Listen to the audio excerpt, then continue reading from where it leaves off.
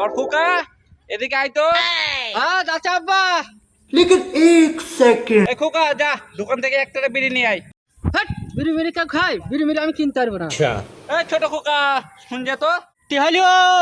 হ্যাঁ দাঁতি দাঁতি দাঁড়াও। কি হইতে বলো? বড় ভাইকে বললাম একটা বিড়ি কিনে আনছি, তোর বড় ভাই তো কাটে না, তুই যা দোকানে যা। এই আব্বা আমাদের ছোট থেকে মানত করলি বড় তলিতে, আর আব্বালে তো তত শুনতে হয় না। হ্যাঁ তাহলে আমি থাকতে তুমি তিনটা তৈতে তি তৈতে কচ্ছে আমায় দাও দিতে। যা বাপ যা বিড়ি নিয়ে আয় যা। এইবার দেখছি আমার ছোট ছেলেটাই ভালো, বড় ছেলেটাকে দেখছে, এইবার দেখছে।